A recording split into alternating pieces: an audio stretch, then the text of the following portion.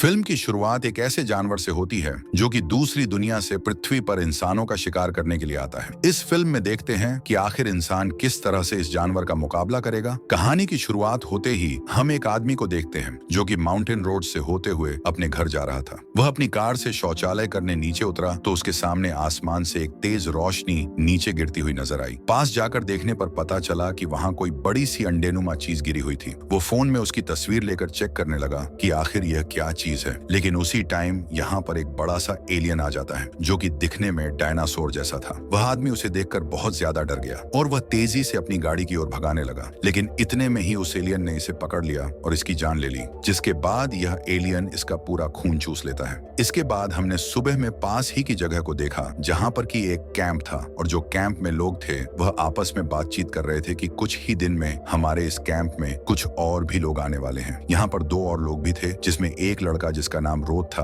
वह भी इस ग्रुप में काम करता था। खैर, इसके बाद यहाँ एक हेलीकॉप्टर आया जिसमें कुछ लड़के और लड़कियां थे जो कि यहाँ पर ट्रिप के लिए आए थे। यहाँ पर एक लड़का भी आया था जो कि काफी एटीट्यूड दिखा रहा था और रोद के अंकल को उसका ये एटीट्यूड बिल्कुल पसंद नहीं आया। वो उसे समझाते हैं कि यहाँ पर तुझे तेरे काम खुद से ही करने होंगे। खैर, अब यहाँ पर हेलीकॉप्टर का पायलट इन्हें ये कहते हुए छोड़ जाता है कि अब मैं तुम्हें वापस लेने तभी आऊंगा जब तुम्हारा ये ट्रिप पूरा हो जाएगा। ये बात वो इस ग्रुप की लीडर क्लेयर से कहकर चला गया था। अब क्लेयर यहाँ पर इन सभी को समझाती है कि यहाँ पर तुम्हें किसी भी डिजिटल चीज का यूज नहीं करना, जैसे तुम्हारे मोबाइल और बाकी गैजेट्स। तुम सबको अच्छे से नेचर में घोलना होगा। इसीलिए इसने सबके मोबाइल भी ले लिए। ये सबसे कहती है कि हमें अपनी पहली मंजिल तक पहुंचने के लिए 15 मील का सफर तय करना है। इसीलिए हमें अपना सफर जारी करना होगा और रास्ते में कोई भी तेज भागकर नहीं चलेगा, क्योंकि हमें अपनी एनर्जी भी बचानी है और यहाँ के मौसम में तुम थक कर बीमार हो सकते हो। रोद भी इसी ग्रुप में शामिल था और इसी ग्रुप की एक लड़की जिसका नाम कर्टनी था वह उसके पीछे आ रहा था। लेकिन कर्टनी को उसकी यह बात अच्छी नहीं लग रही थी तो उसने उससे आगे जाने को कहा।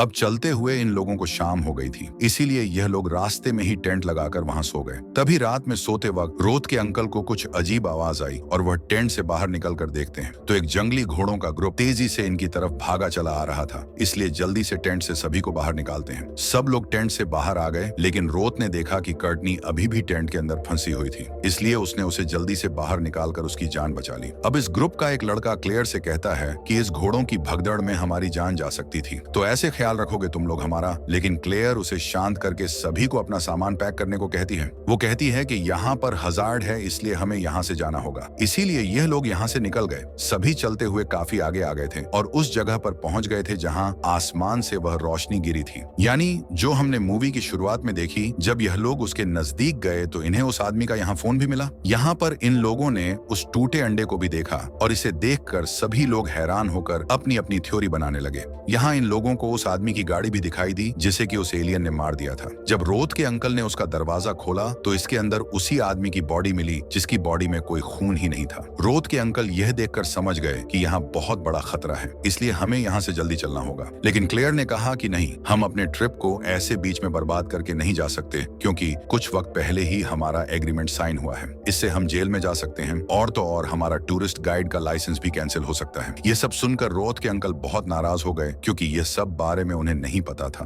क्लेयर ने उन्हें यह भी समझाया कि रोद को यह बात पता नहीं लगनी चाहिए कि हमने यहाँ किसी आदमी की बॉडी को देखा है। अब रोद के अंकल को यह सब समझाकर वह चली गई और कुछ देर बाद रात भी हो गई। इसीलिए फिर से इन लोगों ने रात बिताने के लिए एक जगह टेंट लगा लिया। तभी इस ग्रुप का लड़का वॉशरूम गया और रोद के अंकल ने रोद से उसके साथ जाने को कहा, लेकिन वो लड़का उसे साथ ले जाने से मना कर देता है। जब यह बात रोद के अंकल को पता लगी तो वो उस पर बहुत नाराज हुए और कहा कि तुमने उस लड़के को अकेले जंगल में क्यों जाने दिया, वो हमारी जिम्मेदारी है। इसीलिए वो खुद उस लड़के के पीछे जाते हैं। लेकिन वो लड़का तो इन पर भी गुस्सा करने लगा। लेकिन तभी हमने उस खतरनाक एलियन को देखा जो कि उस लड़के पर हमला करने ही वाला था। लेकिन एन वक्त पर यहाँ बर्ड आ गया और उसने उस लड़के को यहाँ से भागने को कहा। वो लड़का तो यहाँ से चला गया, लेकिन बर्ड को वह एलियन पकड़ लेता है। वहीं कैंप में जब रोद को उसके अंकल की चीखने की आवाजें सुनाई दी तो वह भाग कर जाने लगा। लेकिन इससे पहले कि रोद अपने अंकल को बचाता, वो एलियन बर्ड का खून चूस लेता है। रोद अपने अंकल की हालत देखकर बहुत रोने लगा और जो लोग यहाँ मौजूद थे वह भी बेचैन हो गए। रोद समझाता है कि हम सेफ जगह पर हैं और हम सुबह होते ही अपने कैंप में वापस चले जाएंगे। इसीलिए रोद इन सब को लेकर एक गुफा के अंदर आ जाता है और कहता है कि यहाँ हमें कोई खतरा नहीं है। यहाँ एक लड़के को कोई चिपचिपी चीज नजर आई जो कि चारों ओर थी और साथ ही रोद का रेडियो भी बजने लगा जो कि खतरे को बता रहा था। जब इन लोगों ने टॉर्च से देखा तो यहाँ पर वही वही एलियन था जिससे डरकर सभी यहाँ से भागने लगे। इसी बीच यहाँ एक लड़का गिर गया और रोथ उसे जैसे ही बचाने आया कि उस एलियन ने अपने टेंटिकल से उस लड़के को पकड़ लिया और उसे भी मार दिया। बाहर आकर रोथ ने सभी से कहा कि हम सब लोगों को जल्द से जल्द अपने मैन कैंप बेस में पहुंचना होगा। सुबह जाते वक्त इन लोगों ने फिर से उस एलियन के अंडे को और साथ ही उस आदमी की गाड़ी को देखा। रोथ ने क्लेयर से पूछा, क्या तुम इस बारे में जानती थी? क्लेयर कहती है कि हाँ। ये बात सुनकर रोथ का खून खोल गया। वो कहता है, तो फिर तुमने इस बारे में मुझे पहले क्यों नहीं बताया? इतने लोगों की जिंदगी को तुमने खतरे में डाल दिया। खैर, अब रोथ सभी लोगों को लेकर वापस उसी जगह पर आ गया जहां से इन्होंने चलना शुरू किया था। इसने यहाँ आकर सभी को उनके फोन भी वापस कर दिए। क्लेयर ने कहा कि हेलीकॉप्टर हमें कल लेने आएगा, तो आज की रात तो हमें यहीं पर बितानी है। लेकिन तभी यहाँ एक लड़की ने देखा कि रोथ का रेडियो फिर से आवाज कर रहा है। रोथ ने इन सबको एक कमरे में जाने का ऑर्डर दिया, लेकिन अब तक यहाँ पर वो एलियन आ गया था। वो यहाँ पर एक लड़के पर हमला करता है,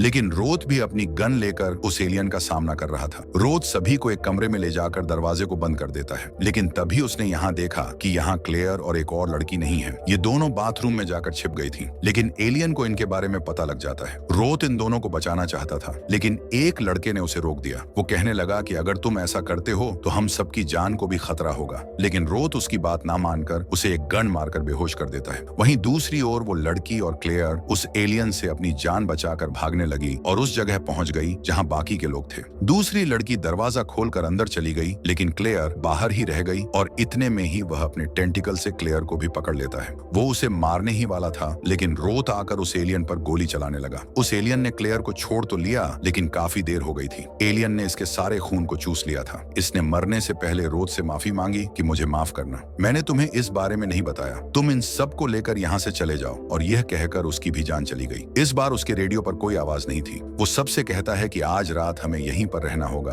और रात में सोने से पहले उसने कोर्टनी को अपने बचपन की बात बताई। वो कहता है कि इस दुनिया में मेरे अंकल के अलावा मेरा कोई नहीं था, लेकिन उन्हें भी इस एलियन ने मार दिया। उसकी ये बातें सुनकर कोर्टनी भी उसे बताने लगी कि मेरा भी इस दुनिया में कोई नहीं है, इसीलिए यह दोनों एक दूसरे से प्यार करने लगे थे। खैर, अब सुबह होने पर इनका वो पायलट हेलीकॉप्टर लेकर यहाँ पहुंच गया। रोथ ने इससे कहा कि हमें यहाँ से जल्दी जाना होगा, लेकिन वो पायलट जाने को तैयार ही नहीं था। वो कहता है कि पहले मुझे यह बताओ कि क्लेयर और तुम्हारे अंकल कहाँ हैं। वो उन दोनों को आवाज देने लगा, लेकिन जैसे ही वह आगे गया उसने वहां क्लेयर की लाश देखी। रोथ ने उससे कहा, मैंने तुमसे कहा था ना, यहाँ खतरा है, यहाँ एक एलियन घूम रहा है जो कि हम सबकी जान लेना चाहता है, इसीलिए मैं तुमसे यहाँ से चलने को बोल रहा हूँ। सब लोग हेलीकॉप्टर में बैठकर जैसे ही यहाँ से जाने लगे कि रोथ का रेडियो फिर से आवाज करने लगा। वो एलियन इनके हेलीकॉप्टर से आकर लटक गया और रोथ उस पर गोलियां चलाने लगा, लेकिन वो एलियन इनके ग्रुप की एक और लड़की को पकड़कर उसका खून पीने लगा। रोथ ने सबसे कहा कि जान बचाने के लिए हेलीकॉप्टर से नीचे कूद जाओ, और सबने वैसा ही किया, लेकिन हेलीकॉप्टर का जो पायलट था उस एलियन को मारने के बारे में सोचता है, इसीलिए उसने अपना हेलीकॉप्टर पहाड़ में घुसा दिया।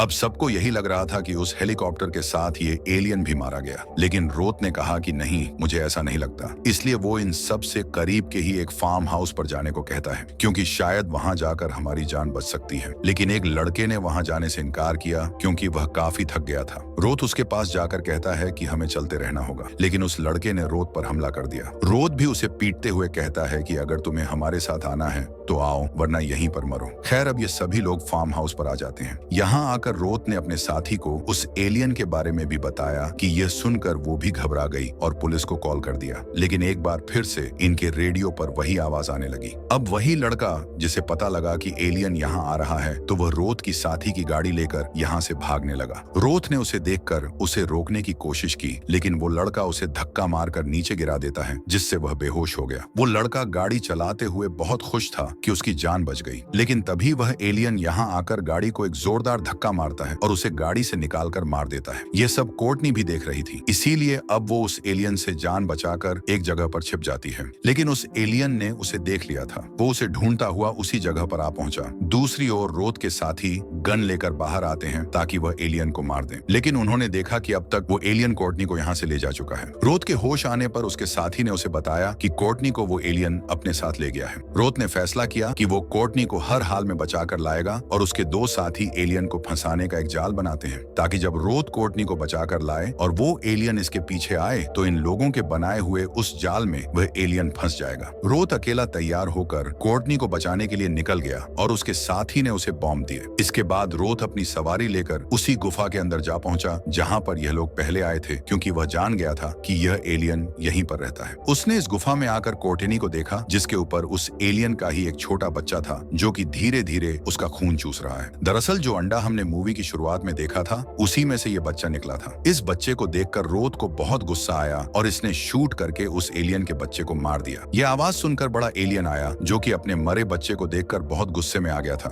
रोथ उसे बचने के लिए केव में एक बम फेंकता है ताकि वह एलियन मर जाए, लेकिन ऐसा कुछ नहीं होता, वो अभी भी जिंदा था। रोथ कोर्टनी को अपनी बाइक पर बिठाकर यहाँ से भागने लगा। वह एलियन इनके पीछे पड़ जाता है। किसी तरह से यह फार्म हाउस पर आ गया जहाँ पर कि रोथ के साथियों ने एलियन को फंसाने का जाल भी तैयार कर लिया था। उसके साथियों ने बताया कि इस एलियन को हम दो तरीकों से मार सकते हैं, जिसमें कि या तो बिजली से या फिर इस फ्यूल में ब्लास्ट करके। ये जाल सेट कर ही रहे थे कि तभी यहाँ वो एलियन आ गया और रोथ के साथी पर हमला कर दिया। लेकिन रोथ उस एलियन का ध्यान अपनी ओर खींच के उसी तरफ ले आया जहाँ बिजली का करंट था। अब रोथ ऊपर छलांग लगा देता है, लेकिन एलियन उन तारों में फंस के बिजली के झटके खाने लगा, लेकिन अब भी वो एलियन जिंदा था। रोथ की साथी एक छोटी जेसीबी लेकर उस एलियन की ओर बढ़ी ताकि वह एलियन को धक्का देकर उसे फ्यूल वाली जगह पर फेंककर वहां पर आग लगा दे। लेकिन रोथ उसे ऐसा करने से रोकता है, कहता है कि ऐसा करने से तो तुम्हारी जान को भी खतरा हो सकता है। लेकिन वह नहीं मानी और एलियन की तरफ बढ़ने लगी और जैसे ही वह उसे धक्का देकर फ्यूल की तरफ फेंकती है, इससे जोरदार धमाका होता है। इस धमाके में रोथ की साथी तो मारी गई, लेकिन वो एलियन अभी भी जिंदा था।